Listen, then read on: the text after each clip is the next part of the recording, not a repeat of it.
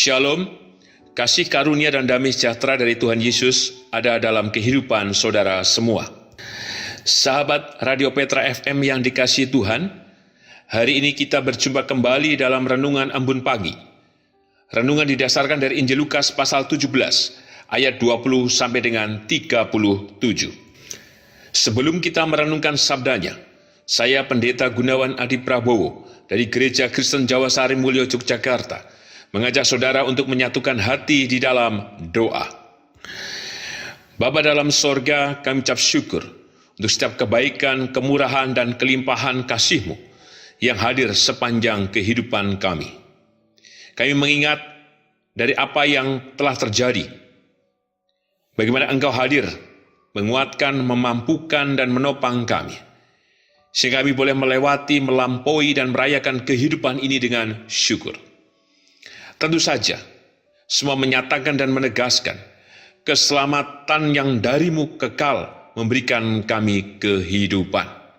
Dan kehidupan itulah yang Kau anugerahkan ya Tuhan Yesus saat ini kepada kami. Khususnya oleh kebenaran sabda-Mu yang hendak kami renungkan bersama. Kami yakin inilah berkat, inilah pengharapan, inilah mukjizat-Mu yang terus memelihara iman dan pengharapan kami di dalam-Mu, ya Tuhan Yesus. Untuk itu, berfirman-Lah ya Tuhan Yesus, kami siap mendengar dan melakukannya. Biarlah Engkau ya Roh Kudus ya Tuhan Yesus, yang menguasai tubuh, jiwa, dan roh kami. Dan kami mohon ampun ya Tuhan Yesus, atas setiap dosa dan pelanggaran yang kami lakukan. Kami sadar akan setiap kebersalahan yang sudah kami lakukan. Kami percaya Engkau memberikan pengampunan atas pertobatan kami, ya Tuhan. Hanya di dalam nama dan kuasa-Mu, ya Tuhan Yesus, Sang Sumber kebenaran dan keselamatan, kami naikkan doa ini dengan bersyukur dan percaya. Amin. Firman Tuhan yang kita renungkan hari ini didasarkan dari Injil Lukas pasal 17 ayat 20 sampai dengan 37 dengan judul perikop kedatangan kerajaan Allah. Demikian sabda Tuhan. Atas pertanyaan orang-orang Farisi, apabila kerajaan Allah akan datang, Yesus menjawab, katanya, kerajaan Allah datang tanpa tanda-tanda lahiriah. Juga orang tidak dapat mengatakan, lihat, ia ada di sini atau ia ada di sana, sebab sesungguhnya kerajaan Allah ada di antara kamu. Dan ia berkata kepada murid-muridnya, akan datang waktunya kamu ingin melihat satu daripada hari-hari anak manusia itu, dan kamu tidak akan melihatnya. Dan orang akan berkata kepadamu, lihat, ia ada di sana, lihat, ia ada di sini. Jangan kamu pergi ke situ, jangan kamu ikut. Sebab sama seperti kilat memancar dari ujung langit yang satu ke ujung langit yang lain, demikian pula lah kelak halnya anak manusia pada hari kedatangannya. Tetapi ia harus menanggung banyak penderitaan dahulu dan ditolak oleh angkatan ini. Dan sama seperti terjadi pada zaman Nuh, demikian pula lah halnya kelak pada hari-hari anak manusia. Mereka makan dan minum, mereka kawin dan dikawinkan, sampai kepada hari Nuh masuk ke dalam bahtera. Lalu datanglah air bah dan membinasakan mereka semua. Demikian juga seperti yang terjadi di zaman Lot. Mereka makan dan minum, mereka membeli dan menjual, mereka menanam dan membangun. Tetapi pada hari Lot pergi keluar dari Sodom, turunlah hujan api dan hujan belerang dari langit dan membinasakan mereka semua. Demikianlah halnya kelak pada hari di mana anak manusia menyatakan dirinya.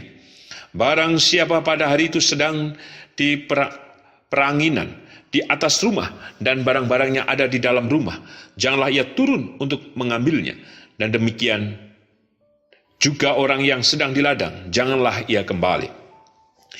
Ingatlah akan istri Lot. Barang siapa berusaha memelihara nyawanya, ia akan kehilangan nyawanya. Dan barang siapa kehilangan nyawanya, ia akan menyelamatkannya. Aku berkata kepadamu, pada malam itu ada dua orang di atas satu tempat tidur, yang seorang akan dibawa dan yang lain akan ditinggalkan. Ada dua orang perempuan bersama-sama menghilang, yang seorang akan dibawa dan yang lain akan ditinggalkan. Kalau ada dua orang di ladang, yang seorang akan dibawa dan yang lain akan ditinggalkan. Berbahagialah kita yang mendengarkan dan berbahagialah kita yang percaya. Haleluya. Amin. Sahabat Petra FM yang dikasihi Tuhan, tema renungan embun pagi hari ini dibinasakan. Mendengar kata dibinasakan, yang ada dalam pikiran kita apa? Tentu kematian, tidak ada kehidupan, tidak ada pengharapan, tidak ada keberdayaan, dan semuanya akan berakhir. Jika membaca teks yang kita renungkan, soal dibinasakan inilah yang kemudian diangkat atau ditekankan oleh Tuhan. Pada cerita apa? Pada cerita Nuh. Dan selanjutnya pada cerita Lot. Bukankah ada yang diselamatkan, tetapi ada yang kemudian dibinasakan? Sepertinya Tuhan memilih berpihak. Kenapa tidak semua diselamatkan? Itulah yang kemudian menjadi pertanyaan bagi kita semuanya. Tapi jika kita perhatikan kembali pada kisah Nuh dan kisah Lot, bukankah sesungguhnya Tuhan itu mengasihi semua umat manusia? Bahkan ia tidak berkeinginan untuk memusnahkan, membinasakan. Karena selalu ada peringatan, karena selalu ada tanda, karena selalu ada yang Tuhan katakan supaya setiap orang pada peristiwa Nuh dan Lot itu selamat. Tetapi kembali, Tuhan kita adalah Tuhan yang penuh kasih, maka Tuhan yang penuh kasih yang berpihak itulah yang memberikan pilihan kepada setiap orang. Ia tidak memaksa, maka biarlah setiap orang itu dalam pilihannya menuju pada apa yang kemudian menjadi nilai dalam hidupnya. Kalau ia memilih pada apa yang sudah dikatakan, diingatkan, dan diajarkan Tuhan, tentu akan selamat. Tetapi kemudian sebaliknya, jika ia tidak menjadi percaya, maka ia bisa kemudian disebut dibinasakan. Pada peristiwa Nuh, bukankah orang-orang sekitarnya kemudian mati? Bukankah dalam peristiwa Lot yang pergi keluar dari Sodom, siapa yang mati? Istrinya. Ingatlah akan istri Lot, seperti di ayat yang ke-32. Tetapi kembali, Tuhan kita itu Tuhan yang penuh kasih. Jika kita mengingat kembali pada apa yang dilakukan oleh Adam dan Hawa, bukankah Tuhan sudah mengingatkan kepada Adam, jika makan buah itu kamu akan mati. Tetapi apa yang terjadi? Hawa, istrinya, makan tidak mati. Bahkan ketika Adam makan buah itu pun ia tidak mati. Bukankah ini menggambarkan cinta kasih Tuhan yang begitu dalam, yang senantiasa menyelamatkan umat manusia? Maka sesungguhnya manusia yang seharusnya sejak awal mati diberikan pengasihan oleh Tuhan. Dan kehadiran Tuhan Yesus bukankah menunjukkan dan menampakkan Ia yang hadir bersama-sama dengan manusia.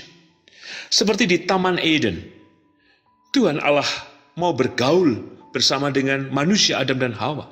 Dan kehadiran Tuhan Yesus juga mau bergaul dengan umat manusia. Dalam rangka apa? Kasih-Nya yang menyelamatkan itu.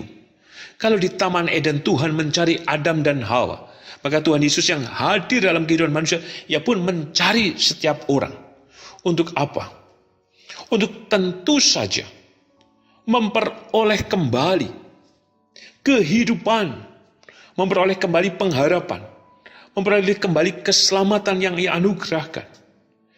Tetapi kembali pula, bahwa Tuhan kita adalah Tuhan yang penuh kasih, maka Ia tidak memaksa setiap orang. Setiap orang boleh memilih, tetapi sesungguhnya Tuhan mengundang setiap manusia untuk juga membuat pilihan untuk mengikutnya. Lalu seperti apa? Kita perhatikan ayat 20 sampai dengan 21. Atas pertanyaan orang-orang Farisi, apabila kerajaan Allah akan datang, Yesus menjawab katanya, kerajaan Allah datang tanpa tanda-tanda lahiriah. Juga orang tidak dapat mengatakan, lihat, ia ada di sini, atau ia ada di sana, sebab sesungguhnya kerajaan Allah ada di antara kamu. Inilah yang menjadi pesan pertama bagi kita, bahwa kerajaan Allah ada di antara kamu. Artinya pemerintahan Allah, kuasa Tuhan, dan kehadirannya dalam hadiratnya yang maha kudus, berada di tengah-tengah dan bersama dengan kita. Kita tidak perlu mencari jauh-jauh, tetapi ia ada di antara kamu, ada di dalam kehidupan kita. Maka ia yang sudah hadir, sesungguhnya pula berkenan untuk apa? Menyelamatkan kita, bukan untuk membinasakan kita. Untuk itulah, mari kita senantiasa memandang kepadanya. Kerajaan Allah berarti damai sejahtera. Kerajaan Allah di dalamnya juga kuasa. Kerajaan Allah berarti ada mujizat karya yang terus bekerja di dalam kehidupan kita. Sepanjang kehidupan kita, yang di surga turun di bumi. Dan kemudian kerajaan Allah dalam kesempurnaannya itulah yang hadir memberkati kita. Maka kiranya kita terus merasakan kehadiran Tuhan. Sehingga melalui kehadiran Tuhan yang terus kita jumpai, kita semakin teguh, kita semakin percaya, kita semakin dikuatkan, kita semakin memiliki pengharapan yang kuat. Sehingga apapun yang terjadi atas kehidupan kita, kita tidak goyah. Lihat, ia ada di sana, lihat, ia ada di sini. Kita tidak menjadi percaya menurut perkataan orang. Disebutkan di ayat 23, jangan kamu pergi ke situ, jangan kamu ikut. Maka yang kita lakukan adalah berdiam diri, hanya mengikut pada apa yang dikatakan oleh Tuhan kita Yesus Kristus. Maka percayalah, Tuhan akan menyelamatkan kita. Dan karena kasih-Nya, Ia melepaskan kita dari setiap dosa yang kita lakukan, yang harusnya kita binasa. Tapi karena kasih yang kekal, Ia hadir dalam berkat-Nya yang menyelamatkan. Pesan yang kedua, mari kita perhatikan ayat 26 sampai dengan ayat yang ke-29. Dan sama seperti terjadi pada zaman Nuh, demikian pula lah halnya kelak pada hari-hari anak manusia.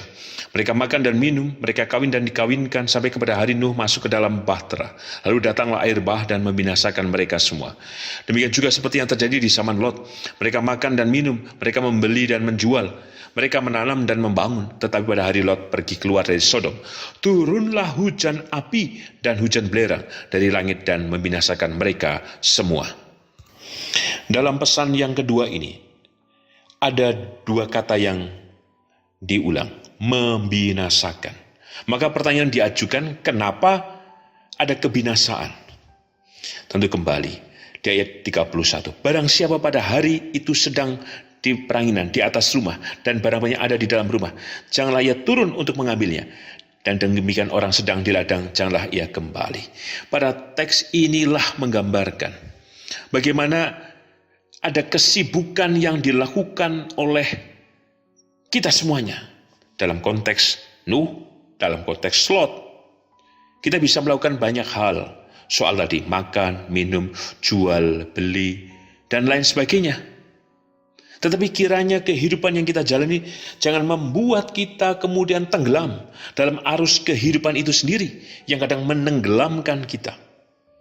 Tapi biar kita dengan sadar tetap terpaut kepada kasih karunia dan berkat Tuhan. Karena apa? Jika kita kemudian masuk dan tenggelam, dan kita bisa jadi melupakan kasih Tuhan, bisa jadi kita semakin berjarak dengan Tuhan, dan bisa jadi pula kita tidak menjadi percaya kepada Tuhan. Nuh sudah mengingatkan orang banyak. Apa yang terjadi? Orang banyak tidak menjadi percaya. Maka biarlah kita menjadi bagian seperti Nuh dan Lot yang diselamatkan. Dengan cara apa? Membangun kesadaran spiritual kita. Banyak hal yang membuat kita menyimpang, banyak hal yang membuat kita kemudian jatuh dalam kejahatan dan lain sebagainya. Yakinlah di setiap kejahatan, ketidakbaikan, ketidakbenaran bukan membawa kita pada berkat, bukan membawa kita kepada pengharapan, bukan membawa kita pada keselamatan, tapi sungguhnya membawa kita kepada kebinasaan. Dan Tuhan tidak menginginkan itu. Karena begitu besar kasih Allah akan dunia ini. Untuk apa sih? Untuk menyelamatkan kita semuanya. Maka marilah kita menjadi bagian orang yang terus percaya. Sekalipun banyak rutinitas kehidupan yang kita jalani, sekalipun banyak hal-hal yang menekan kita, sekalipun pula mungkin kita dalam kondisi yang paling lemah, tidak berdaya oleh karena ekonomi, oleh karena sakit penyakit, oleh karena kasus-kasus yang belum selesai, oleh karena pekerjaan, hubungan rumah tangga yang tidak baik, atau dengan saudara tidak baik, atau dalam hubungan bergereja pun ada relasi yang kurang membawa damai sejahtera. Kiranya kita menghantarkan diri kita untuk datang kepada Tuhan dalam pertobatan, dalam kesungguhan, dalam kesetiaan, untuk percaya. Supaya apa? Supaya seperti di ayat yang 32, ingatlah akan istri Lot. Supaya apa? Kita tidak binasa, tapi memperoleh kehidupan dan pengharapan dari Tuhan yang menyelamatkan. Sebagai penutup dalam tema dibinasakan, mari kita perhatikan ayat 33. Barang siapa berusaha memelihara nyawanya, ia akan kehilangan nyawanya, dan barang siapa kehilangan nyawanya, ia akan menyelamatkannya. Marilah kita serahkan kehidupan kita pada Tuhan Yesus yang menyelamatkan kita. Ia sudah membuktikan, akulah kebangkitan dan hidup. Maka Tuhan memberikan kita kehidupan, bukan kematian. Tuhan tidak mengatakan akulah kebangkitan dan kematian, tapi Ia mengatakan akulah kebangkitan dan hidup. Maka kita percaya kepada Tuhan yang hidup, yang telah hidup memang, dan terus hidup. Maka biarlah kita yang percaya, kita menjadi setia untuk mengikutnya. Dalam segala kondisi apapun, kita hanya berserah kepadanya. Maka yakinlah, keselamatannya akan senantiasa mengiring, menopang kita kini dan sepanjang masa. Tuhan memberkati. Amin. Sahabat Petra yang dikasihi Tuhan, mari kita menyatukan hati di dalam doa. Bapa yang penuh kasih, kami ucap syukur untuk setiap kebaikan, kemurahan, dan kebenaran sabdamu yang telah kami renungkan bersama. Kami hari ini dimampukan untuk menjadi percaya bahwa di dalammu ada pengampunan, ada kasih kemurahan, dan keselamatan yang Kau anugerahkan kepada kami senantiasa. Engkau tidak menginginkan kami binasa, tapi kami kasih-Mu yang besar itulah yang memberikan kami pengharapan bahwa jika kami terus berserah dan percaya kepadamu, maka kehidupan kekal dalam berkat-Mu yang menyelamatkan mengiring kami kini dan sepanjang masa. Kami bersyukur Tuhan untuk kebenaran sabda-Mu. Karena kebenaran-Mu itulah kami meyakini Engkau memberkati ya Tuhan Yesus untuk setiap kehidupan hamba-hamba-Mu, khususnya warga Gereja Kristen Jawa Sari Mulyo, Yogyakarta. Kami berdoa secara khusus untuk Ibu Ami Birowo, anak Amoresia, Ibu Sri Utami Suprapto, Ibu Margono, Bapak Sulistianto Biaki, Bapak Cahyo Muntadi, Saudari Dita M. Kristanti, Ibu Indira Puspasari, Bapak Warsito Utomo, Ibu Endang Joko Triyono, Ibu Anna Rosalia, Ibu Martini Endah Rasdiman, Bapak Edwin Krusma Yulianto, Bapak Pendeta Emeritus Dwi Edi Nugroho, Ibu Erni Tanisip Nasution, Bapak dan Ibu Hadi Wahyono, Anna Nasya Alana, Anna Glorius Fariski, Ibu Frida, Ibu Susilowati, Saudara Gilbert. Demikian juga di dalam kehidupan Ibu Tugira Sariman, Ibu Rusmiati Suhardi, Bapak Priyono, Ibu Murjangkung, Ibu Endang Garno, Ibu Kun Mariatin Subardi, Bapak Saharun, Bapak Bardi Benyamin, Ibu Sardi Budi Santoso, Bapak Christian Dauribu, Bapak Elias Sariman, Bapak dan Ibu Sunarto Saputro, Ibu Marti Utomo, Ibu Yatmiartini Rusdi, Ibu Sri Suarsi Rahayu. Berkatilah ya Tuhan, dalam kasih-Mu yang menyelamatkan, dalam berkat-Mu yang memulihkan dan menyegarkan. Kami yakin kekuatan-Mu, kasih dan mukjizat-Mu berkarya di dalam kehidupan hamba-hamba-Mu ini. Berkati seluruh keluarga yang mendampingi, hanya Engkau Tuhan yang memberikan kekuatan, berkat, kesabaran, dan kasih-Mu yang berlimpah itu. Kami juga berdoa untuk setiap pergumulan kami, harapan kerinduan kami. Demikian juga kami yakin Tuhan Engkau hadir dalam segala hal yang sedang kami tanggung.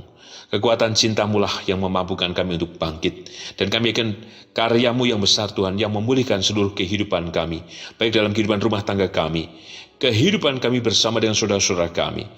Kami percaya Tuhan, Engkau juga memberkati kami dalam pekerjaan kami, dalam usaha kami, supaya pulihlah ekonomi rumah tangga kami Tuhan. Demikian juga berkati pasangan hidup kami, orang tua kami, anak-anak kami Tuhan, dalam setiap kehidupan mereka. Khususnya anak-anak kami dalam pekerjaan, dalam studi, dalam hal apapun yang dilakukan mereka Tuhan, berkati dan tolonglah Tuhan. Baik mereka yang tinggal di kota-kota Yogyakarta, kota-kota di Indonesia, bahkan di luar negeri, berkatilah ya Tuhan Yesus.